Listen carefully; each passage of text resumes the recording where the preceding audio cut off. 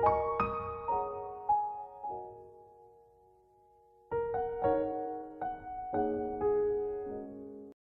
Friends, ನಮ್ಮ ದೇಶದಲ್ಲಿ ಏನೇನು ನಡೀತಾ ಇದೆ ನಿಮ್ಮೆಲ್ಲರಿಗೂ ಚೆನ್ನಾಗಿ ಗೊತ್ತೇ ಇದೆ. ಕಲ್ಕತ್ತಾದಲ್ಲಿ ಡಾಕ್ಟರ್ ಜೊತೆ ಆಗಿದ್ದು ನಿಮ್ಮೆಲ್ಲರಿಗೂ ಚೆನ್ನಾಗಿ ಗೊತ್ತೇ ಇದೆ. ಅದ್ರ ಬಗ್ಗೆ ಮಾತಾಡೋಲ್ಲ. ನಮ್ಮ ದೇಶಕ್ಕೆ ಸ್ವಾತಂತ್ರ್ಯ ಸಿಕ್ಕಿ 78 ವರ್ಷ ಆಗಿದೆ, 78 ಇಯರ್ಸ್. ಆದರೆ ಪ್ರಯೋಜನ ಏನು ಹೇಳಿ? ದೇಶಕ್ಕೇನೋ ಸ್ವಾತಂತ್ರ್ಯ ಸಿಕ್ಕಿದೆ ಹೊರತು ಹೆಣ್ಮಕ್ಳಿಗಿನ್ನೂ ಸಂಪೂರ್ಣವಾಗಿ ಸ್ವಾತಂತ್ರ್ಯ ಸಿಕ್ಕಿಲ್ಲ. ಸ್ನೇಹಿತರೆ, ಇವತ್ತು ಒಬ್ಬಳು ಹೆಣ್ಮಗಳು ಎಲ್ಲಾದರೂ ಹೊರಗಡೆ ಹೋಗ್ತಿದ್ದಾಳೆ ಅಂದರೆ ಅವ್ರ ತಂದೆ ತಾಯಿ ಫಸ್ಟ್ ಕೇಳೋದೇನು? ಎಷ್ಟು ಗಂಟೆಗೆ ಹೋಗ್ತಿದ್ಯಾ? ಯಾರ ಜೊತೆ ಹೋಗ್ತಿದ್ಯಾ? ಯಾವಾಗ ಹೋಗ್ತೀಯಾ? ಯಾವಾಗ ಬರ್ತೀಯಾ? ಬೇಗ ಬಂದುಬಿಡು, ರಾತ್ರಿ ಆಗ್ತಾ ಇದೆ ಅಂತ ಹೇಳ್ತಾರೆ. ಅದೇ ಗಂಡು ಮಕ್ಕಳು ಹೊರಗಡೆ ಹೋಗ್ತಿದ್ದಾರೆ ಅಂತ ಹೇಳ್ತಾರೆ, ಯಾವ ಕ್ವೆಶನೂ ಕೇಳಲ್ಲ, ಯಾವ ಪ್ರಶ್ನೆನೂ ಇರಲ್ಲ, ಏನೂ ಹೇಳೋಲ್ಲ. ಈ ಕಾರಣದಿಂದಾಗೆ ಇವತ್ತು ಈ ಕೆಟ್ಟ ಪರಿಸ್ಥಿತಿ ಬಂದಿರೋದು ನಮ್ಮ ದೇಶಕ್ಕೆ. ಸ್ನೇಹಿತರೆ, ನಮ್ಮ ದೇಶ ನಿಜವಾಗ್ಲೂ ಸ್ವಾತಂತ್ರ್ಯಗೊಳ್ಳೋದು ಯಾವಾಗ ಗೊತ್ತಾ?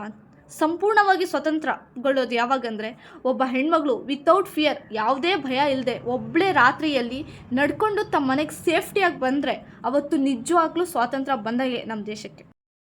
ಜೀವ ಉಳಿಸೋರು ಜೀವನೇ ಇವತ್ತು ಸುರಕ್ಷಿತವಾಗಿಲ್ಲ ಅಂತ ಹೇಳಿದ್ಮೇಲೆ ಮಾಮೂಲಿ ಹೆಣ್ಮಕ್ಳ ಜೀವ ಹೇಗೆ ಸುರಕ್ಷಿತವಾಗಿರುತ್ತೆ ಹೇಳಿ? ಅಂದರೆ ಬೇರೆಯವ್ರ ಜೀವವನ್ನು ಉಳಿಸೋರು ಡಾಕ್ಟರ್ ಜೀವಗಳೇ ಸುರಕ್ಷಿತವಾಗಿಲ್ಲ ಅಂದಮೇಲೆ ನಮ್ಮಂಥ ಮಾಮೂಲಿ ಹೆಣ್ಮಕ್ಳ ಜೀವ ಹೇಗೆ ಸುರಕ್ಷಿತವಾಗಿರುತ್ತೆ ಹೇಳಿ? ಫ್ರೆಂಡ್ಸ್, ತಂದೆ ತಾಯಿ ಹೆಣ್ಮಕ್ಳಿಗೆ ಏನು ಹೇಳೋದು ಗೊತ್ತಾ?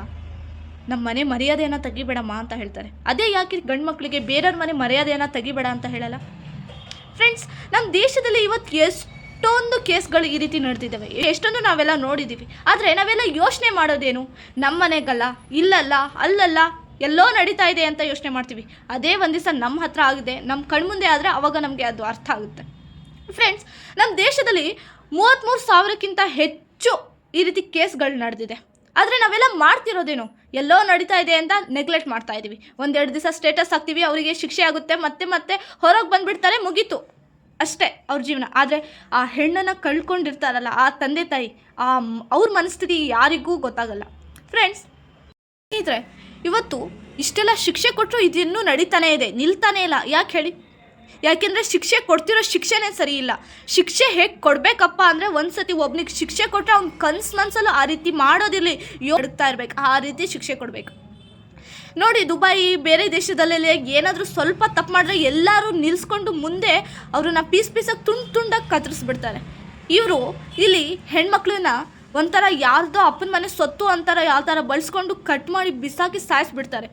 ಮುಳ್ಳನ್ನು ಮುಳ್ಳಿನಿಂದನೇ ತೆಗಿಬೇಕು ಅಂತ ಹೇಳ್ತಾರೆ. ಹಾಗೆ ಇವರನ್ನು ಶಿಕ್ಷೆ ಕೊಡಬೇಕು ಅಂದರೆ ಕ್ರೂರವಾಗಿ ಶಿಕ್ಷೆ ಕೊಟ್ಟು ಸಾಯಿಸಬೇಕು. ಆವಾಗ ಮಾತ್ರ ಅವರಿಗೆ ಅದರಿಂದ ಭಯ ಆಗುತ್ತೆ. ಅದನ್ನು ನೋಡಿ ಬೇರೆಯವರು ಯಾರು ಆ ರೀತಿ ಮಾಡಬೇಕು ಅಂತ ಯೋಚನೆ ಮಾಡ್ತಾರಲ್ಲ, ಅವರಿಗೂ ಭಯ ಹುಟ್ಕೊಳ್ಳುತ್ತೆ. ಆವಾಗ ಆ ರೀತಿ ಮಾಡೋಕ್ಕಿಂತ ಮುಂಚೆ 10 ಸತಿ ಯೋಚನೆ ಮಾಡ್ತಾರೆ. ಆವಾಗ ಎಲ್ಲರಿಗೂ ಒಂದು ಪಾಠ ಸಿಗುತ್ತೆ. ಆ ರೀತಿ ಶಿಕ್ಷೆ ಕೊಡಬೇಕು. ಇಲ್ಲ, ಎಲ್ಲರೂ ನೋಡೋ ಹಾಗೆ ದೇಶದ ಮುಂದೆ ತುಂಡಾಗಿ ಕತ್ತರಿಸ್ಬೇಕು. ಇಲ್ಲಾಂದರೆ ಸ್ನೇಹಿತರೆ, ನಾನು ಒಬ್ಬಳು ದೇಶಭಕ್ತಳಾಗಿ ನಮ್ಮ ದೇಶದ ಕೆಲವು ವಿಚಾರಣೆಗಳು ಬದಲಾಗಬೇಕು ಅಂತ ಕಾಣ್ತಾ ಇದ್ದೀನಿ. ನಮ್ಮ ಅಂಬೇಡ್ಕರ್ ಜಿ ಕೂಡ ಹೇಳಿದ್ದಾರೆ, ಕಾಲ ಮತ್ತು ಪರಿಸ್ಥಿತಿಗೆ ತಕ್ಕಂತೆ ಸಂವಿಧಾನವನ್ನು ತಿದ್ದುಪಡಿ ಮಾಡ್ಬೋದು ಅಂತ. ಸ್ನೇಹಿತರೆ, ನಮ್ಮ ದೇಶವನ್ನು ಕಿತ್ತು ತಿಂತಾ ಇರೋ ಈ ರೀತಿ ಕೆಟ್ಟ ಜನರನ್ನು ಕಡಿವಾಣ ಹಾಕೋಕ್ಕೆ, ಈ ರೀತಿ ಕೆಟ್ಟ ಜನರಿಗೆ ಕಡಿವಾಣ ಹಾಕೋಕ್ಕೆ ಒಂದು ಭಯಾನಕ ಕಾನೂನನ್ನು ಜಾರಿಗೆ ತಾನೆ. ಆ ಕಾನೂನು ಹೇಗಿರಬೇಕು ಅಪ್ಪ ಅಂದರೆ, ಹೆಣ್ಮಕ್ಳಾಗಿರಲಿ, ಲಂಚ್ ಆಗಿರಲಿ, ಏನೇ ಒಂದು ಕೆಟ್ಟ ವಿಷಯ ಆಗಿರಲಿ, ಅದ್ರ ಬಗ್ಗೆ ಯೋಚನೆ ಮಾಡೋಕ್ಕೂ ಅವ್ರು ಹೆದರ್ಕೊತಾ ಇರ್ಬೇಕು. ಹಾಗಿರ್ಬೇಕು ಆ ಕಾನೂನು. ಸ್ನೇಹಿತರೆ, ನಮ್ಮ ಪೊಲೀಸ್ ಇಲಾಖೆಯವರು ಮನ್ಸು ಮಾಡಿದ್ರೆ ಸಾಕು, ಕೇವಲ 24 ಗಂಟೆಯಲ್ಲಿ ನಮ್ಮ ದೇಶದ 95% ಪ್ರಾಬ್ಲಮ್ಗಳನ್ನು ಸಾಲ್ವ್ ಮಾಡ್ಬೋದು. ಏಕೆಂದರೆ ನಮ್ಮ ದೇಶದಲ್ಲಿ ಯಾವ ಗಲ್ಲಿಯಲ್ಲಿ ಯಾವ ದಂಧೆ ನಡೀತಾ ಇದೆ, ಯಾರ್ಯಾರು ಅಪರಾಧಿಗಳಿದ್ದಾರೆ ಅನ್ನೋ ಸಂಪೂರ್ಣ ಮಾಹಿತಿ ನಮ್ಮ ಪೊಲೀಸ್ ಇಲಾಖೆಯವರಿಗೆ ತಿಳಿದಿರುತ್ತೆ. ಸ್ನೇಹಿತರೆ, ನಮ್ಮ ಪೊಲೀಸ್ ಇಲಾಖೆಯವರಿಗೆ ಹೆಚ್ಚಿನ ಸೌಲಭ್ಯ, ಹೆಚ್ಚಿನ ಅಧಿಕಾರವನ್ನು ನೀಡಿದರೆ ಸಾಕು. ಬಹುಮುಖ್ಯವಾಗಿ ರಾಜಕಾರಣಿಗಳ ಹಸ್ತಕ್ಷೇಪವನ್ನು ತಡೆಗಟ್ಟಿದ್ರೆ ನಮ್ಮ ಭಾರತ ಸುರಕ್ಷಿತ ರಾಷ್ಟ್ರವಾಗುತ್ತೆ. ಈ ಕೆಲಸವನ್ನು ನಿಮ್ಮಿಂದ ಅತಿ ಶೀಘ್ರವಾಗಿ ನಿರೀಕ್ಷೆ ಮಾಡ್ತಾ ಇದ್ದೀನಿ.